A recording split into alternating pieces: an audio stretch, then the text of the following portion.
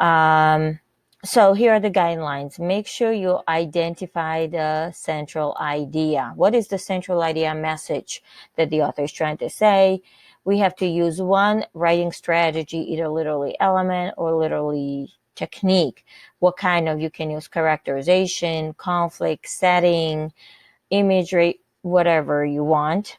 And you need to use thorough evidence from the text, which means you need to provide 2 examples of that literal element that develops the central idea.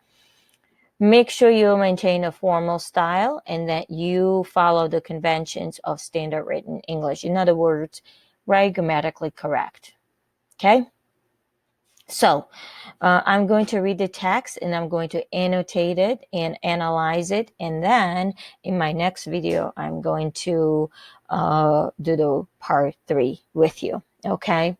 So let's get started. Okay. I'm going to add the notes in here so that I can annotate with you. Okay. In one simple sentence, the letter informed me that I had been admitted into Beijing Language Institute's English department, and then I was expected to report on campus within a month.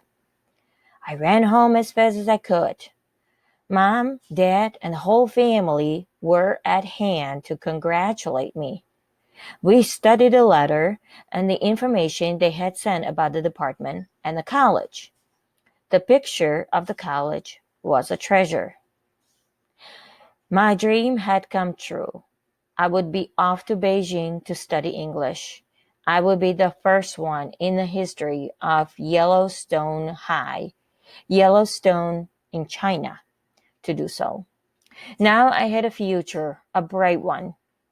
In a few years, I would be fluent in English, could go to work for the foreign ministry, and would converse in that fine language with fine people in an elegant international setting. Other things would follow, and I would be able to take care of my wonderful family and give them all that had been denied to them. Okay, I'm going to pause in here. Okay, so what does this paragraph talk about? Okay, in one simple sentence, he received what? He received a letter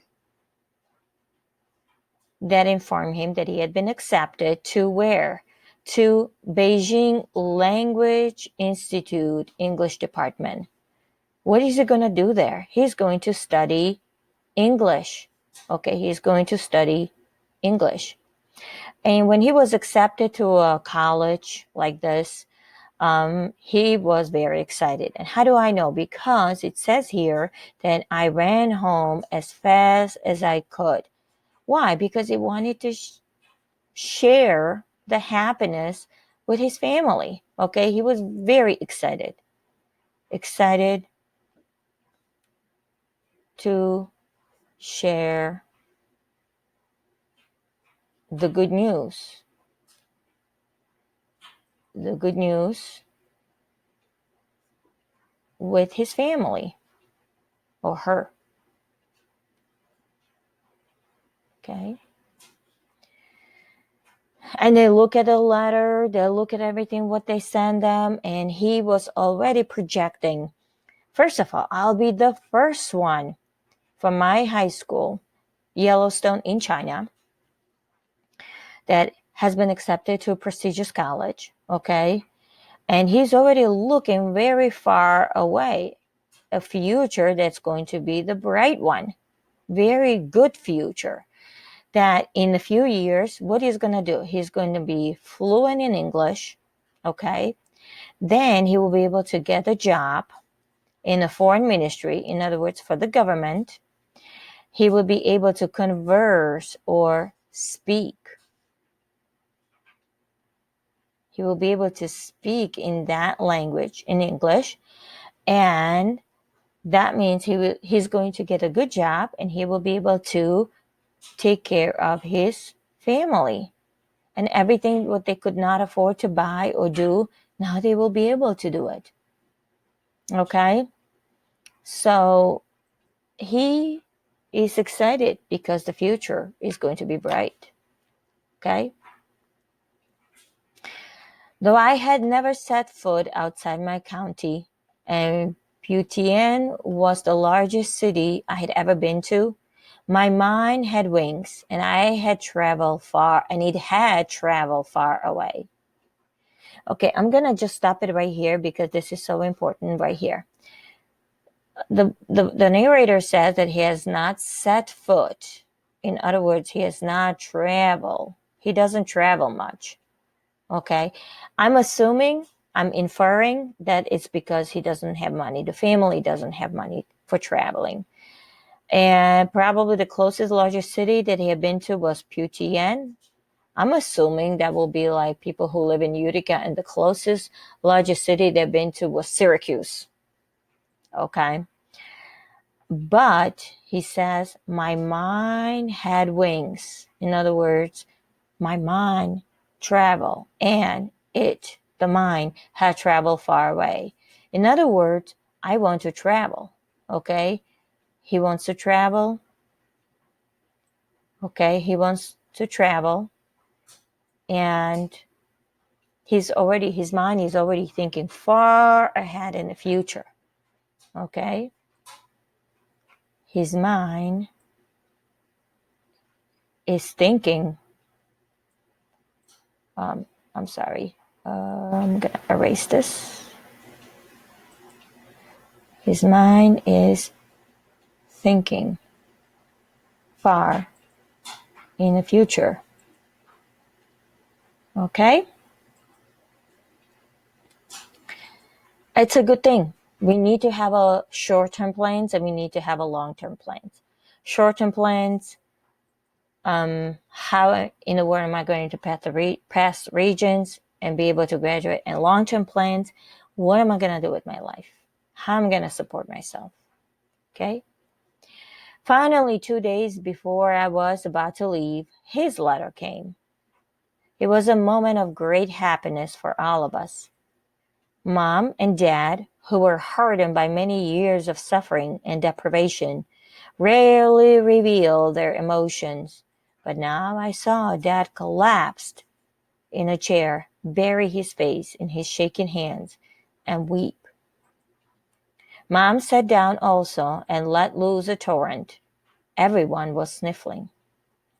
So now, 2 days before the narrator is supposed to leave for the college, his letter came. Whose letter? We don't know, but later on it says it's his brother's letter. It was a moment for everybody. It was a great moment of happiness, but at the same time, sadness. Mom and Dad, all these years, were suffering. They were deprivation. In other words, had a difficult life. Okay? Had difficult life. Parents had a difficult life. They didn't reveal their emotions, their feelings, how they felt. But now Dad collapsed in a chair with his face in his shaking hands and cried. Okay? So it probably looked like this. Dad sat down heavily in a chair, and he put his hand, buried his face in his shaking hands, okay, and wept, cried. Mom sat down also and also cried. Everybody was crying. Everybody was what they call it sniffling. Sniffling means crying. Okay. Why? Because there are two kinds of cries. Okay. One cry is happy cry, and one cry could be a sad cry. Okay. A sad cry is that my both boys are going to college. Did I prepare them well enough for life? Will I be able to take care of themselves? They're still my kids. I'm worried about them. Okay. But at the same time, oh my gosh, all this life we lived poorly as a poor family. And now they both were accepted into a great college. And the future is just bright, and they will be able to take care of us. I mean, it's going to be a good life. I could not even imagine that. Okay, let's continue. 30 years of humiliation had suddenly come to an end. Two sons have been accepted into leading universities within the same year. Mom and Dad had never dreamed of such a day. They had thought we were finished. Kicked around in school, I had almost dropped out many times.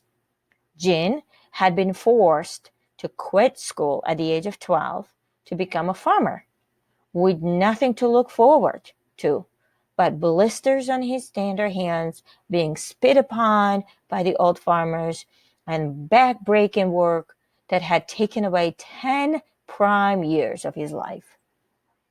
There had been years of no hope, no dreams, only tears, hunger, shame, and darkness.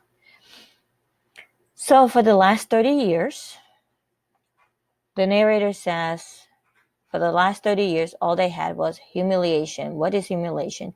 When you humiliate, you put someone down all the time. Okay? And parents all of a sudden realize this is going to end one day because our kids will get an education, will make life better, not only for themselves, but for us as well. Mom and Dad had never dreamed of such a day. And they were actually thinking that the boys are finished. Okay? They were not, the life in school was not that great. And the younger son, Jin, was forced to drop out of school at the age of 12. Why? To become a farmer. Okay? 12-year-old boy has to become a farmer. Maybe because they were humiliated that they will never be able to do anything with their lives, so might as well quit the school and become a farmer, do something with your hands. And the boy was nothing. Being a farmer, it says here that he had blister on his tender hands. Blisters are these things here when you work manually. Being spit upon. Who spit on him? Farmers. Older farmers were spitting on him like, "Hey." Okay. Back-breaking job work, which means that it was a lot of hard work. Okay. And that took away 10 prime years of their life. So he quit when he was 12. He worked like a farmer for 10 years. Now he's 22, the younger brother. Okay. There was no hope, no dreams. Only what? Only tears, only hunger, shame, and darkness. No light. Okay? It's a very difficult life. After breakfast, I checked my train ticket for the last time. Dad, my sisters, and Jin had borrowed bikes and were coming to Putian to see me off at the bus station. I hugged Mom at the door again and again. She cried, but the smile shone through her tears. She pulled me once more into her arms, then gently pushed me away and nodded.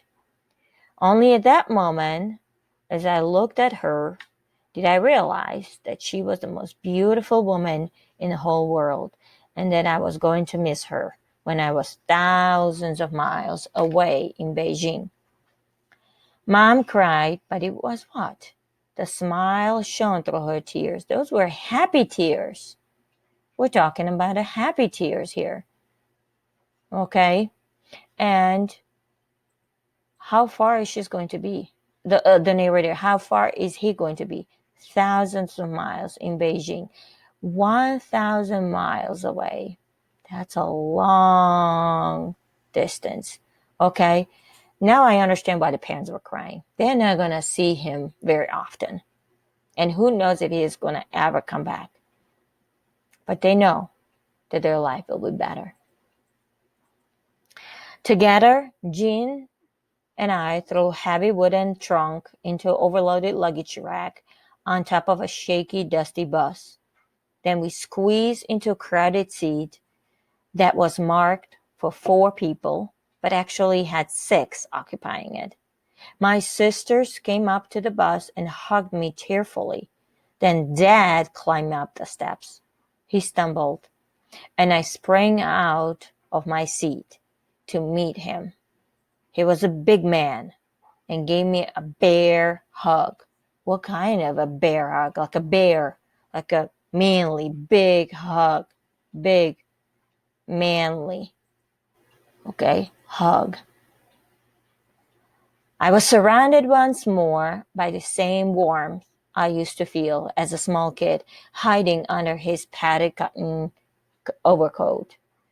He took my face in his hands and bit his lower lip until it turned pale. I love you, Dad. I'm your son forever.